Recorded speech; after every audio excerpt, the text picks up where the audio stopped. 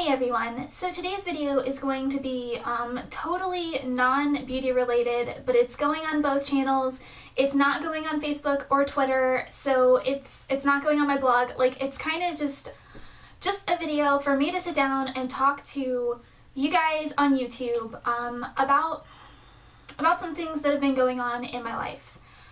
I've gotten some really pretty pointed questions from several of my subscribers about why I am so lazy, your words, not mine, when it comes to making YouTube videos when I can sit down and blog, 3 or 4 times a week or whatever. And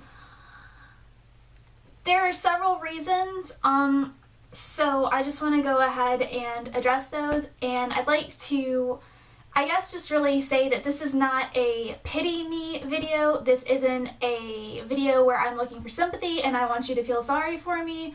Like, this totally isn't any of that. I don't really care how you feel about what's going on in my life. Like, if you're just like, oh, suck it up, whatever, that's totally fine. I'm not looking for empathy or sympathy. I'm just explaining my side of things to you because I feel like it's so easy to disconnect when you're sitting at home at your computer and like I don't know. So anyways, I really thought that, like, after my 50 subscribers contest, like, I was really kind of doing that to get me back into YouTube, and it really didn't work. So I'm sorry for that. But alright, so here it goes. You guys know, you may or may not know, I graduated college in December, so that was like a big life-changing thing. That was really exciting. And then in January, Chris and I moved out of our own apartment, which we had been, on our own, living in our own space, paying our own rent, whatever, for like 4 years. We moved back into Chris's mom's house. She is not here. She is living somewhere else, and we're kind of like house sitting for her, but on a very long-term, permanent basis. But we're not in our own house. It's still very much her house. All of her possessions are here, and so it's kind of not awesome. I mean, like, it's hard living in someone else's house with someone else's stuff, and it's not yours. And I don't know how to explain that better than that. But that was kind of hard and kind of awkward. So we gave up some freedom as far as that goes.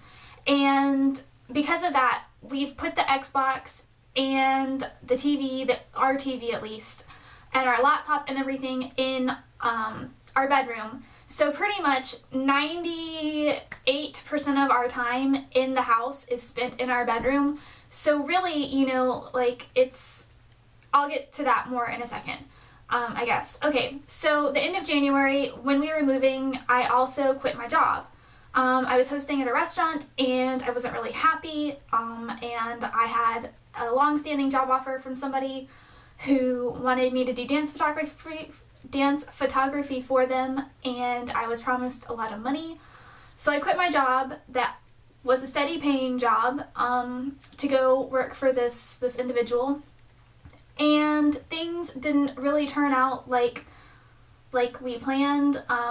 I spent a lot of time trying to get us business, and it didn't work. So now it comes down to he's taking care of himself. I'm left without a job, and basically he told me, if I want to keep trying to find business, that's the only way that I will have a job with him, and selling a product is not something that I care to do. Selling is not my thing at all. So I'm a little frustrated that I've wasted 6.5 months of my life on something that didn't work out. So I've recently started applying for jobs, which is pretty cool, I guess. And if anybody knows anything about today's job economy, which I'm sure you do, you know how hard it is to find a job. So I've kind of been kicking myself for leaving a job that I didn't really like, but it was a steady job, and now I'm trying to find a new job, so that's stressful. In March, I ended up cutting ties with one of my best friends. This was someone that I've known pretty much my entire college career, so let's say I've been in college 6.5 years, probably 5.5, 6 years I've known this person. She was in my wedding. She was one of my bridesmaids. She and I worked together. We were in classes together. You know, we did everything together. And after graduation, we graduated together. And after graduation, I don't know what happened, but she just decided that she didn't want to talk to me anymore. And, you know, like I said, she was in my wedding. Chris and I were with her and her husband when they got married. We were the only other people there. So, you know, we were very close. Chris and my former best friend's husband had a co-birthday party last year. Like, you know, we were really close. And to have that friendship just get thrown away by somebody and not even have an explanation when I asked for one, you know, I don't know what happened. I offered to make whatever it was right. Chris and I are not horrible people. We, you know, if we did something wrong, we would like the chance to apologize for it. But we didn't get that chance. She never responded to me, even when I sent her a message and I was like, look, you know, this is your last chance. I can't keep putting myself out there. If you want to try to save our friendship, you need to tell me what's wrong, or tell me what I need to do to fix things, or something. You just need to say something. Like, another month went by and I never heard from her, so I unfriended her and her husband on Facebook.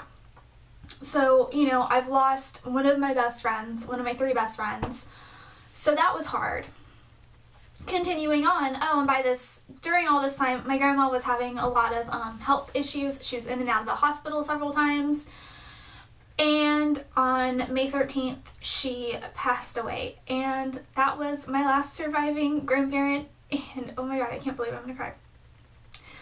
And I was so close. So close to my grandparents. And I loved my granny. You know, she was my size, literally. She was like 5'3" and weighed under 100 pounds, and she had 5 kids. Like, you know, I adored her. I adored her so much. And I've taken it harder than I thought that I would. And I don't really know how to deal with it. And, you know, I tried to talk to my family about it, and my family hasn't been doing so well either. And basically what one of my uncles or aunts, I'm not going to say which, but when I tried to talk to them about it, their response was pretty much, well, you don't know what it's like to be an orphan, so, you know, it was your grandma, it wasn't your mom. And I get that. I don't know what it's like to be an orphan. You know, my dad has lost both his parents. My mom has now lost both of her parents. I can't imagine what that feels like. I truly can't. And to anybody out there who has lost a parent or both parents, I'm so sorry. Like, I can't even begin to imagine how that feels. But that was something that just really kind of hurt me, because even though she was my grandma and not my mom, doesn't mean that I loved her any less, and doesn't mean that I miss her any less. I miss her, and it hurts. And, you know, I've tried so hard to just accept it and act like I'm okay, and I've done pretty well. I even had Chris fooled, you know. He works overnights, so I could cry when he was at work or when he was asleep. I would let him fall asleep and I would cry, or I would cry in the shower, and I still cry. I cry a lot. But yeah, So that's been really, really hard on me, and I never talked about it on YouTube. I posted a blog entry on it because I posted the speech that I gave at my grandma's funeral to remember her, and I don't know. Ooh, shit just got real, didn't it? But yeah, so anyways, that happened, and you know, just life.